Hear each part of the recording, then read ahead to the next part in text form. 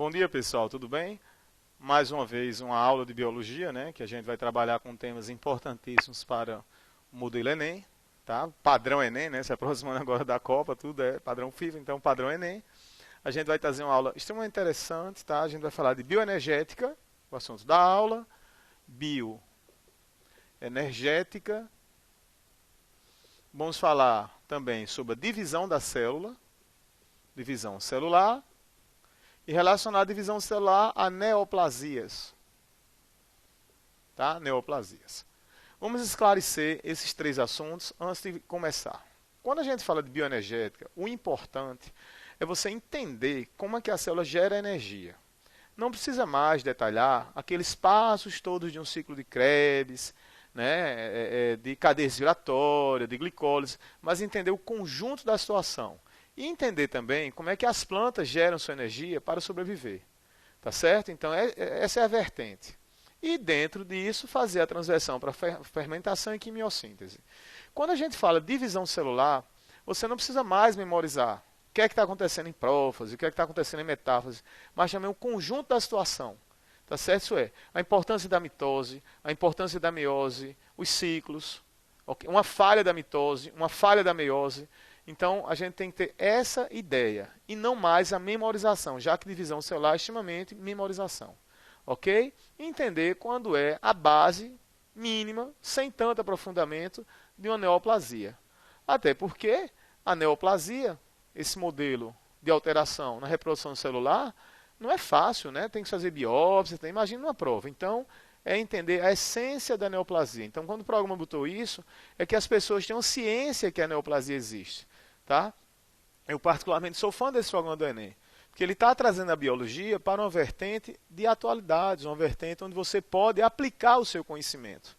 Tá certo? Então aquelas coisas que você estudava, quantas patas tinha uma formiga, quantas antenas tinha não sei quem, o Enem não está mais cobrando isso. Então a gente tem agora um modelo interessante, onde a gente vai estudar a aplicação dos conhecimentos ao cotidiano, tá? Que a gente chama de competência relacionando com as habilidades do Enem. Então vamos começar essa aula 2, tá? Antes de começar, mais uma vez está aí o meu Facebook, Evandro Brandão Continuação, meu Skype, Evandro Biologia, meu e-mail e meu Twitter. Quem quiser mandar dúvidas pode mandar, perguntas. Também você pode usar o próprio site PBVest, botar as dúvidas, que eu irei responder com o maior prazer, tá certo? A gente vai estar sempre à disposição de vocês para atendê-lo 24 horas. Claro que às vezes mandou uma dúvida, não tem como responder de imediato, né, pós-aula. Mas a gente vai estar sempre olhando lá e colaborando com as respostas na medida do possível, tá certo? Que a gente também tenha condição de respondê-las. Então tá aí, bioenergética, né? Então o que é que a gente entende por bioenergética? Quando é que a gente fala bioenergética? Esse termo bioenergética. Nós vamos relacionar o sistema biológico,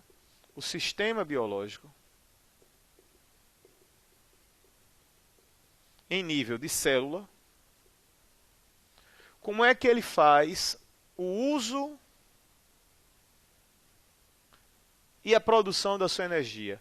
Como é que a célula consegue usar, como é que a célula consegue produzir energia, como é que a célula consegue extrair energia do meio. É isso que a gente chama de bioenergética, tá? As relações com o sistema, né? Por exemplo, quando a gente fala assim, a planta, ela consegue retirar a energia da luz. Por quê? Porque a luz, ela é uma onda, a gente tem a dualidade, ela é uma onda, tá certo? E esse comprimento de onda que a luz emite em cima da folha é capturado por uma organela chamada cloroplasto, porque possui um pigmento chamado clorofila, e essa luz, quando ela chega em nível de folha, em nível de cloroplasto, em nível de clorofila, ela emite, né? A clorofila recebe, libera elétron, nessa liberação de elétron, esse elétron salta por aceptores de elétron, gera uma corrente elétrica, isso gera energia para produzir ATP. Então a planta consegue extrair energia luminosa e converter em energia química. Nós não conseguimos usar esse procedimento. Mas nós conseguimos extrair, por exemplo, da glicose, da frutose, da lactose, do aminoácido, do próprio etanol, dos ácidos graxos, do glicerol, a quebra dessas ligações químicas. Essa energia da quebra dessas ligações químicas, elas são usadas para produzir ATP também. Então, enquanto a planta ela consegue fazer isso em nível de luz, a gente consegue através de compostos. E a planta também, né? Então, deixar claro que a planta também ela consegue produzir energia através de compostos. Isso é, a planta também tem mitocôndria. Ok? Nós temos mitocôndria, a planta tem. Só que a planta tem uma outra coisa, ela consegue uma segunda forma de energia, que é tirar energia da natureza, energia solar. Nós só dos compostos químicos. A planta dos compostos químicos e da natureza. Tá certo? Então a gente vai observar isso agora. Então tá aqui, né? Antes, uma confusão que se faz em nível de conceito, respiração celular e respiração sistêmica. Qual é a diferença, né? A sistêmica é quando a gente está falando de pulmão, brânquia, cutânea, filotraqueia, traqueia. São estruturas que retiram o oxigênio do ar e liberam CO2. No caso da célula, também entra oxigênio e sai CO2. Mas o oxigênio e o CO2 em nível de célula é para uma produção de energia de forma direta. E no caso da sistêmica, a gente pensa numa liberação e numa inspiração na entrada dos gases.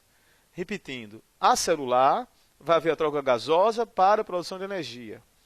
A sistêmica vai haver a troca gasosa para a troca de gases em nível de sistema.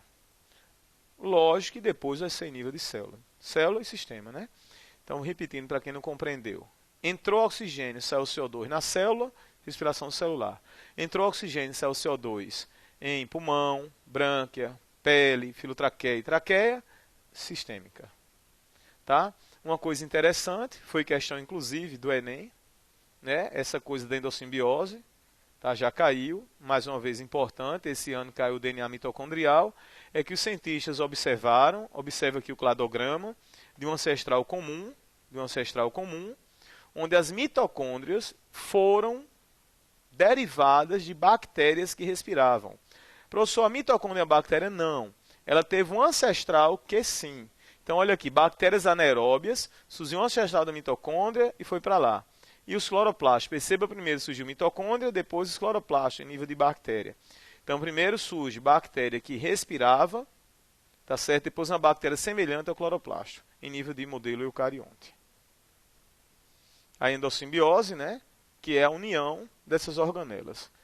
Antes de eu continuar a endossimbiose, professor, ainda existe endossimbiose hoje em dia? O Enem já colocou uma questão que era um caramujo que comia algas e o cloroplasto da alga dentro da célula do caramujo fica verde.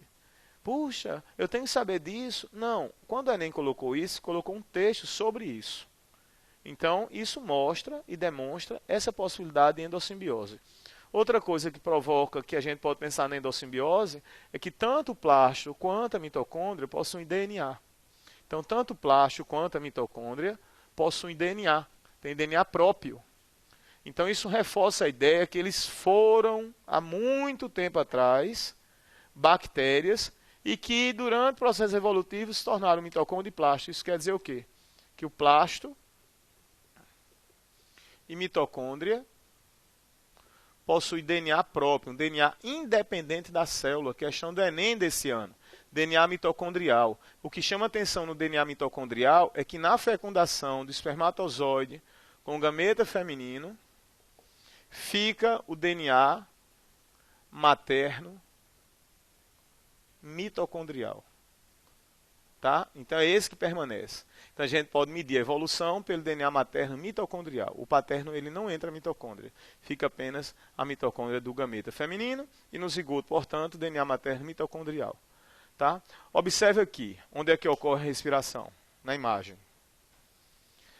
Então a respiração ela compreende três fases. A glicólise, em nível de citoplasma, a quebra da glicose, o ciclo de Krebs, na matriz mitocondrial, né, no interior da mitocôndria, e a fosforilação oxidativa na membrana interna. São as três etapas.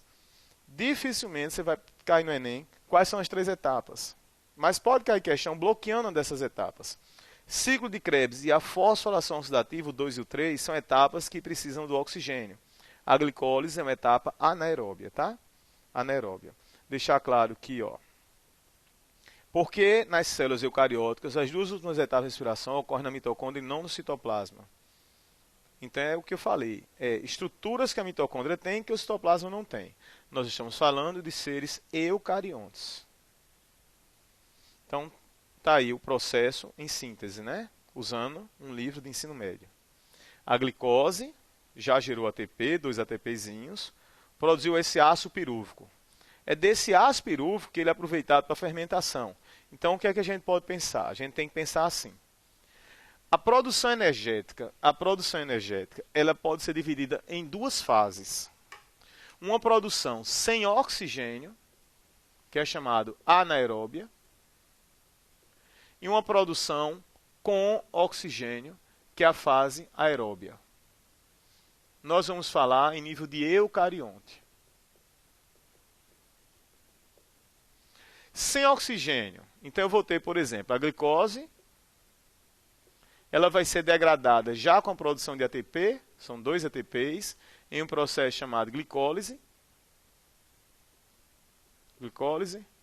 E eu vou produzir ácido pirúvico. Não vamos assim detalhar a quantidade de carbono, etc., mas interpretar o processo. Produzir ATP. Esse ácido pirúvico ele vai ter 2 caminhos. Se a célula não tiver ou não conseguir o aporte de oxigênio, aí a gente vai fermentar. Então a fermentação vem do ácido pirúvico. Então eu vou ter enzimas que vai fazer isso. Então a fermentação vai pegar um andamento da glicose, pega o ácido pirúvico e vai converter em etanol, pode converter em ácido lático e algumas vezes também, além do etanol e do ácido lático, a gente pode também converter em ácido acético. Qual a diferença? É que esse aqui libera CO2, esse aqui libera CO2 e esse não libera. O ácido lático não libera CO2 até porque a sua estrutura química tem 3 carbonos, o que equilibra com a glicose que tem 3 carbonos. O etanol tem 2 carbonos e o ácido acético tem 2. Então, fazendo essa relação, o ácido lático não libera CO2. Então, para quem não entendeu, glicólise, 2 ATPs, ácido pirúvico. Não teve aporte de oxigênio na célula, ou uma baixa concentração, baixa pressão, fermentou, produzindo esses processos aqui. Então, quer dizer que a fermentação é um processo biológico, produz etanol, o lático, o acético. Professor, produz os 3? Não, né? Cada célula tem o seu modelo metabólico. Nós, seres humanos, fazemos essa a famosa fadiga muscular, que produz uma menor quantidade de ATP. E a outra rota é que esse ácido pirúvico, ele pode ir para onde? Ele pode ir para a mitocôndria. E quando vai para a mitocôndria, ele vai entrar na etapa 3, chamado ciclo de Krebs. Ciclo de Krebs, que vai acontecer ciclo de Krebs, né, nessa região. E depois a etapa 3, chamada cadeia respiratória, que vai acontecer em nível de crista mitocondrial aqui. Então, na realidade, a gente vai ter essa via para a fermentação e essa via para a mitocôndria, tá? Vamos olhar novamente a imagem. Olhar novamente aqui a imagem. Então, observa bem, glicose, ATP, ácido pirúvico, fermentou, ácido lático, o etílico, não tem oxigênio, fez a fermentação. Tem oxigênio, aí ó, ácido acético, CO2 saindo no processo, ciclo de Krebs, hidrogênios, se junta com oxigênio e forma água, né? Não sei se você sabe que a função do nosso oxigênio, no final, formou água. É a cadeia respiratória. Professor, qual o melhor rendimento energético? Claro, pessoal, rendimento energético é quando a gente pensar o seguinte, eu tenho glicose, todas aquelas ligações de glicose, certo? Se eu conseguir destruir todas essas ligações, elas vão liberar maior quantidade de energia. Então, quanto maior a degradação do composto, maior o rendimento energético. Então, portanto, a respiração celular aeróbia, ela vai ter um rendimento energético superior à fermentação. É tanto que a fermentação ainda produz compostos orgânicos, que ainda são considerados resíduos de glicose. Por exemplo, etanol, ácido lático, até coloquei os carbonos. E no caso lá da respiração, o que é que vai acontecer? Vai terminar com CO2 e com água. Eu fiz uma decomposição total uma degradação, um catabolismo total da glicose.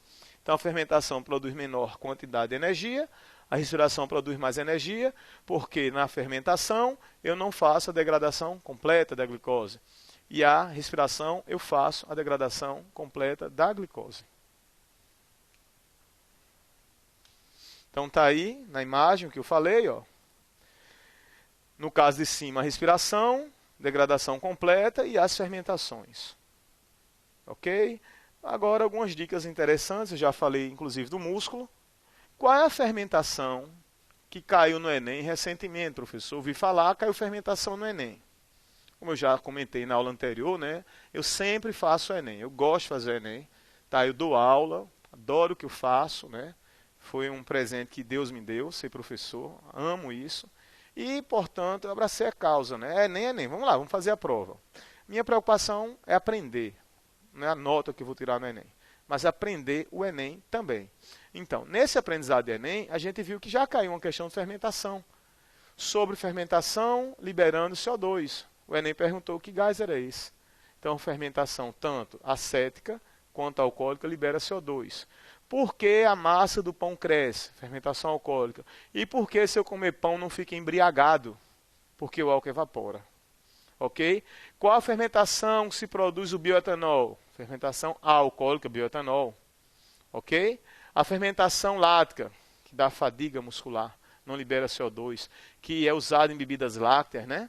Os famosos lactobacilos, a fermentação chamada lática. Então a gente tem o uso da fermentação em nosso dia a dia.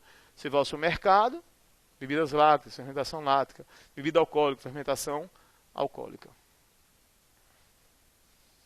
E agora a gente vai pensar em nível de fotossíntese, né?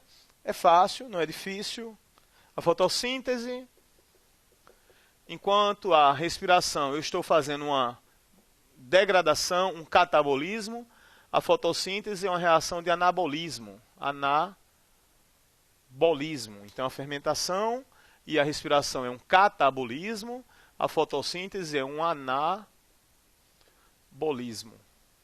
Isto é uma síntese. Toda síntese eu preciso de um saldo de absorção de energia. Absorção de energia. Então, no caso da fotossíntese, a absorção de energia é a luz. A luz faz com que a planta absorva energia. Aí a gente vai ter uma fase chamada fase do claro. E vamos ter uma fase chamada fase do escuro. O nome está bem claro. A fase do claro, porque eu vou usar a luz. E aqui eu vou usar praticamente apenas enzimas. Na fase do claro, além de usar a luz, eu vou fazer um processo chamado de fosforilação. Eu vou fazer um processo chamado de hidrólise, tá? Da água. Tá? Eu vou pegar a água e vou partir. Vou botar assim, hidrólise da água. Vou partir a água. Ou reação de rios. Eu coloquei a água assim para a gente pensar ela como reagente. Na fase do escuro, eu vou ter o uso do carbono, eu vou ter o chamado ciclo das pentoses. Fazer um resumo. Fotofosforilação. O que é isso? Fotofosforilação. Foto, luz. Fosforilar, produzir ATP. Então eu peguei a luz, clorofila, joguei o elétron. Luz, pá, bateu clorofila, o elétron saltou. Ele gera uma corrente elétrica e essa corrente elétrica usa energia para que a planta produza ATP. A água ela é quebrada, fotólise da água, perdão, hidrólise da água não. Fotólise da água, fotólise. Eu coloquei hidrólise, não é correto, é fotólise da água. Fotólise. A luz quebra a água, hidrólise é a água quebra a água, não. Fotólise da água. Então você quebra, liberando H+, e oxigênio. Então o oxigênio da planta vem na primeira etapa. O CO2 vai ser incorporado junto com o ATP e o H+, da fase do claro. E aí se produz a famosa glicose como composto secundário, que é uma triose, e aí eu tenho a fase do escuro. Então vai acontecer isso. Fotofosforilar, a água é quebrada, você equilibra a reação, os elétrons vão ser usados pela clorofila, e eu vou quebrar a água usando H+ na segunda fase, liberando o oxigênio. Então, professor, quer dizer que a água que a planta ela usa na sua raiz, uma das funções é a fotossíntese. E o CO2 é incorporado na fase do escuro, junto com o ATP da fase do claro, o H+ da fase do claro, e eu produzo os carboidratos, num ciclo chamado ciclo das pentoses. Então, olha aí o que eu falei no esquema. A luz, fotólise da água, liberou oxigênio, jogou ATP, os hidrogênios, olha aqui, ó, o NAD com hidrogênio, reação do escuro e glicose. Ok? Fase do claro, fase do escuro. Está aí acontecendo. Ó. Reações fotoquímicas, mais uma vez, água e oxigênio. Professor, pensando em prova, sempre lembrar, né? Que, portanto, esse modelo de fotossíntese é extremamente interessante para o planeta, que está liberando oxigênio. E interessantíssimo, que está capturando CO2. Então, desmatar é muito ruim, porque desmatar a gente vai atrapalhar a retirada do CO2 que tiver em excesso na atmosfera. Tá? E, portanto, reflorestar é uma das soluções bastante interessantes. Então, mais uma vez, ó, fotossíntese, energia da luz, liberou oxigênio, produziu a glicose, gás carbônico e água. Mas olha que interessante, pensando do ponto de vista ambiental, a planta ela é tão fascinante que ela produz matéria orgânica para ela, para a reserva dela. Quem nunca comeu uma boa macaxeira, um bom inhame, tá certo? Tá? Que tem amido, cenoura, beterraba e outros, né? Então, significa o quê? Isso é amido. Veio de quem? Das plantas, a gente está usando. Reserva da planta. A planta também, além disso, ela produz para ela. E ainda sobra, né? Então, ela é o grande chamado produtor das cadeias alimentares. Tá certo? E veja também a necessidade da planta da liberação do oxigênio. A necessidade da planta da questão da água, né, pessoal? Ela participa do ciclo da água. Ela evapora a água. Então, tudo isso são os recursos que uma planta traz para a natureza, em nível de meio ambiente. Tá? Nas aulas de ecologia, então, a gente já vai ter essa base da aula de hoje, né? Que a planta participa do ciclo do carbono, ciclo do oxigênio, ciclo da água, ciclo do nitrogênio, solo. Então, ela participa de todos os ciclos que a gente tem quando se fala em ciclos biogeoquímicos que são abordados para o Enem.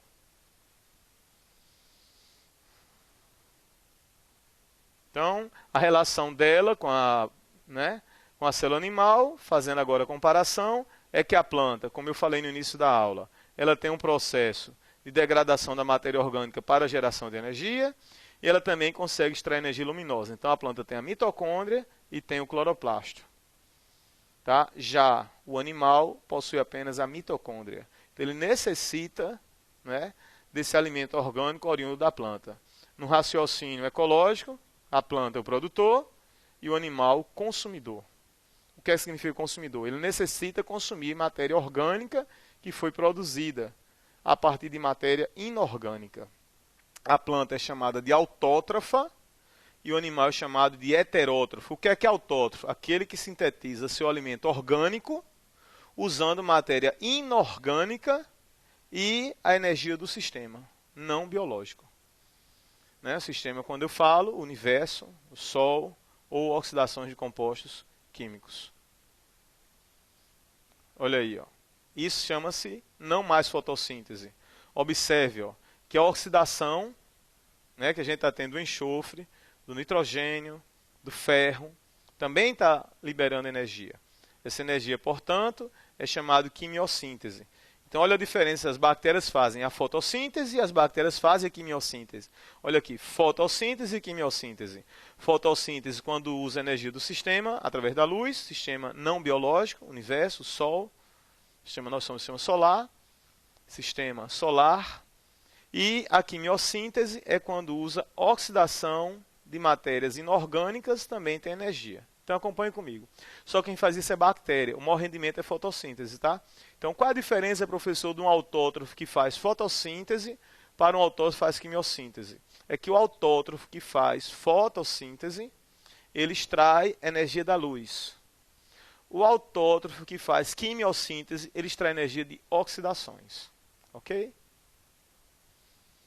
Pronto. Agora nós vamos entrar em um novo assunto, né, nessa aula. Tá? Um assunto interessante, onde a mais interessante é você compreender a diferença básica da meiose e da mitose e você sair hoje compreendendo o que é uma neoplasia. Tá? Então, observe aí as células, os organismos diploides. Então, o que é que você tem que entender? Bem fácil. Toda vez que eu tiver uma célula 2N ou uma célula N e ela passar por uma reprodução celular e finalizar mantendo 2N ou N, nós estamos falando de uma mitose. Toda vez que eu pegar, não agora o número de células, tá? Não precisa do número de células. Toda vez que eu tiver 2N e eu finalizar com N, eu estou falando de uma meiose. Então a mitose mantém constante, a meiose reduz. Reducional. Essa é a diferença básica do processo. Tanto meiose quanto mitose vai passar por uma fase chamada intéfase. O que é uma fase intéfase? É a preparação da célula para a reprodução. Tipo uma viagem, né? Você vai viajar, você arruma as malas. Às vezes tem muito trabalho, né? É intéfase. Olha aqui, ela tem uma fase chamada G1, uma fase S, uma fase G2. A fase G1, quando a célula se encontra, ela não está reproduzindo. Quando ela sai da fase G1, significa que a célula iniciou a reprodução. Ela inicia, vai para uma fase S, observa que a quantidade de DNA aumenta e o G2 estabiliza para começar a divisão. Quem não entendeu é o seguinte, as células ficam em G1, vai dividir, quebra o G1, aí entra em S. Característica de S, duplicar o material genético. Para que duplicar o material genético? Não vou dividir a célula, pessoal. Como é que eu vou dividir a célula sem duplicar o material genético? Então, preciso duplicar para gerar uma divisão celular. E essa reprodução da célula vai acontecer e a duplicação do DNA também. Onde acontece a duplicação do DNA? Antes da célula se dividir. Em que período? S. E a gente tem uma mitose. Observe no gráfico, prófase, metáfase, anáfase e telófase. Aí a intéfase novamente. Quanto mais rápido acontecer isso, mais curto o ciclo. Então tá aí, ó. Prófase, né? A célula ela começou a se desestruturar, desaparece a carioteca, começa a condensar os cromossomos, a metáfase atinge um maior grau de condensação, é onde a gente faz os exames para ver se tem síndrome de Down, faz exames para ver síndromes, faz exames para ver o cariótipo, que é a maior condensação. A anáfase divide os cromossomos no meio, equacionando a ideia. E aí a telófase finaliza o processo, invertindo a prófase e intéfase novamente. Acompanha aqui meus dedinhos, é bem fácil. Ó. A célula, 2 cromossomos. Intéfase, ela fica assim, ó, duplica, mas 2 cromossomos, tá vendo? 2 cromossomos, duplicado. Duplicado, certo? Se for uma mitose, eles vão fazer isso, ó, e vai repartir, ó. Eu tinha um, duplicou, metáfase, anáfase, separou. Ó. Quando separou, aí foi 2 para um lado, 2 para o outro. Vamos lembrar? Quantos tinham no começo? 2. Duplicou, 2. Fez isso, 2. Quando separou, 4. Indo 2 para um lado e 2 para o outro. Quantos eu tinha no começo? 2. Quanto eu terminei? 2 e 2. Mitose. Tá? Então, para que ela serve? Ó? Desenvolvimento embrionário, crescimento dos organismos, crescimento contínuo de certos organismos, substituição de célula morta, cicatrização, conservação, se ela for em excesso, o câncer. Então, a mitose, em resumo, é ela a grande responsável pela divisão do nosso corpo, do nosso crescimento, da nossa cicatrização, tudo é mitose. Aí agora a gente tem alguns ciclos reprodutivos. Então observe bem, ó. Eu tenho um embrião, indivíduo 2N, sofreu meiose e formou gameta, originando o zigoto. O indivíduo diploide que tem 2N. A meiose formou gameta, se juntou e o ciclo voltou. É o nosso, o número 1 é o nosso. Nós somos 2N, o nosso gameta masculino e feminino é N. As plantas, elas têm uma fase diploide e uma fase haploide. Toda vez que você vê a fase haploide é N, diploide é 2N. Então, professor, quer dizer que a planta ela produz gameta por mitose? É. E embaixo a gente tem representação de fungos de alguns protozoários, que é o indivíduo haploide produzindo gameta. Então, fazendo aqui um traçado bem facinho da ideia que você observou aqui, dos ciclos, raciocine assim, bem fácil. Toda vez que acontecer um organismo 2N, ele vai sofrer uma meiose gamética, ele vai produzir o gameta, que é haploide. E isso somos nós. Nós somos assim, animais e algumas algas vão fazer isso. Existe um outro caso, que é o 2N, é um zigoto. E aí ele sofre meiose no zigoto. O zigoto não desenvolve, então o nome da meiose, meiose zigótica. Aí ele vai formar o que a gente chama de esporo. Nós não fazemos isso. Quem faz isso é o fungo, quem faz isso é alguns protozoários e as algas. Nas plantas, elas têm uma fase N e uma fase 2N. A fase 2N da planta é chamada esporófito. Nessa fase 2N da planta chamada esporófito, vai acontecer uma meiose chamada espórica. E vai produzir o esporo. A meiose é sempre reducional. Então isso aqui acontece nos vegetais e acontece nas algas. Resumindo, na meiose. Nem sempre a meiose forma gameta, né? Eu vou ter meiose para formar gameta, eu vou ter meiose para formar esporo e vou ter meiose para formar esporo. Como é que você identifica na prova? Se o zigoto sofrer meiose, meiose zigótica. E se for planta ou alga, é a espórica. Nesse gráfico, voltando aqui, observe bem, o indivíduo diploide, diploide haploide e haploide.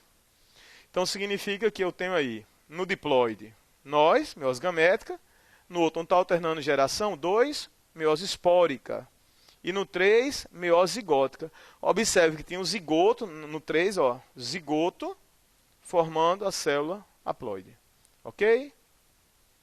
Está aí mais uma vez a meiose reduzindo. Então essa é a função da meiose, a redução para equilíbrio do número de cromossomos. Ela obedece às mesmas fases, tá? Então em síntese, o que é que a gente vai ter? Meiose. Um cromossomo, duplicou. Ó. Meiose. Ao invés de fazer isso, que era mitose, eles ficam assim. Aí, ó, meiose 1, ó. N e N, reduziu, tá vendo? Repetindo, ó. 2 cromossomos, duplicou, um para um lado, um para o outro. Era 2N igual a 2, com N igual a 1, N igual a 1. Agora eu tenho uma célula só, com um cromossomo.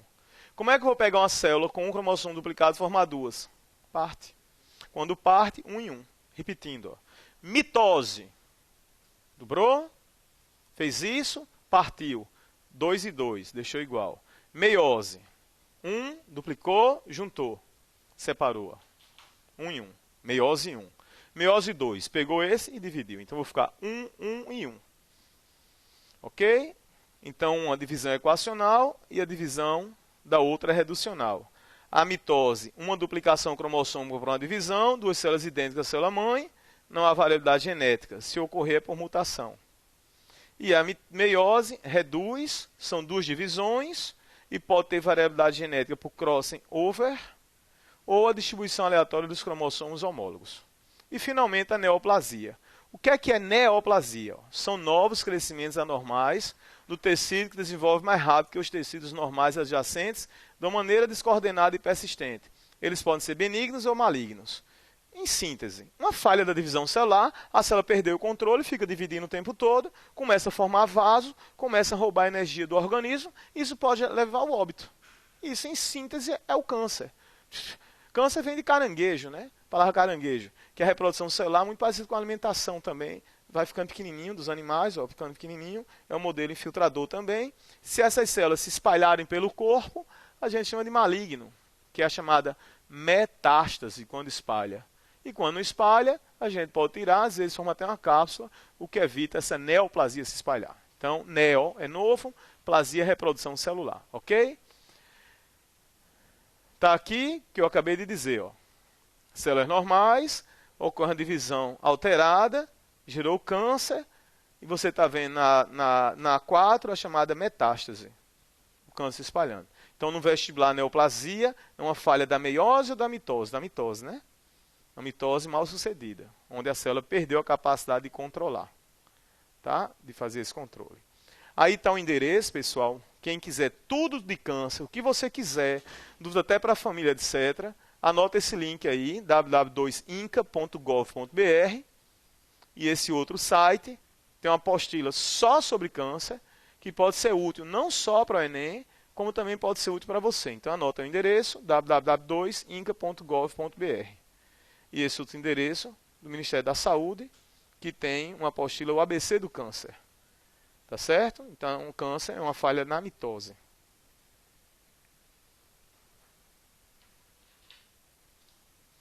Os tipos de câncer que mais matam no Brasil: o não melanoma, de pele, mama, próstata, pulmão, colo reto, estômago e colo do útero. O que é que chama atenção para esses cânceres? É que você perceba que são regiões onde os tecidos têm uma alta capacidade de reprodução. Então, onde os tecidos têm uma alta capacidade de reprodução, a gente tem, infelizmente, uma maior facilidade de alteração. Bem como nós somos um país tropical, onde o câncer de pele acaba predominando, né? Essa expulsão que a gente tem ao sol. E o de mama e próstata, pessoal, infelizmente, ele acontece muitas vezes porque não se faz a prevenção. O pulmão em relação ao uso do cigarro excessivo, cólon, reto e estômago, infelizmente, a questão das nossas comidas, e o colo do útero, que a gente está aí, né, as campanhas governamentais da vacina para o HPV, que iniciou esse ano 2014. Tá? Como podemos prevenir contra o câncer? Alimentação, atividade física, hábitos saudáveis. Os principais tratamentos é o cirúrgico, retirada, radioterapia, quimioterapia, terapia biológica, tá certo? Então, em resumo, o que é o câncer? Uma falha na mitose. Se ele se espalhar, como chama, metástase, como é que trata? Rádio, queimando, radioterapia física, quimioterapia, pode tentar terapia biológica ou retirar esse câncer. Por que eu falei alimentação? O Enem já colocou questão sobre isso, de epigenética, né? De regulação de obesidade. Infelizmente, os nossos hábitos alimentares, às vezes de coisas que a gente come por prazer, por exemplo, excesso de carne vermelha, né? Já está mostrando que o excesso de carne vermelha pode provocar alteração. Muito modelo de alimento industrializado, pode provocar câncer também, tá certo? Quando a gente fala também de hábitos, o cigarro, né, vai gerar câncer. A atividade física, quem não faz, tá certo? As células estão propensas a receber menor quantidade de oxigênio, menor quantidade de alimentação. Isso também pode gerar a vida sedentária, câncer. Então essas informações de hoje, tá certo? Mais uma vez está aí o nosso e-mail, tá aí, né, o Twitter, o Face, o Skype, o e-mail. Precisando, manda e-mail que a gente irá responder. Tá certo? Sempre lembrando essa frase, né? Que a educação é a arma mais poderosa que você pode usar para mudar o mundo. A solução é educação. Todo país que investe em educação, esse projeto fantástico, governamental, tá certo? Está levando a educação à distância, sendo muito útil para todos, tá certo? Hoje, em nível mundo, né? Internet, hoje ela está ligada com o mundo todo. Então, um bom final de semana. Contem comigo, estou à disposição para tirar as dúvidas.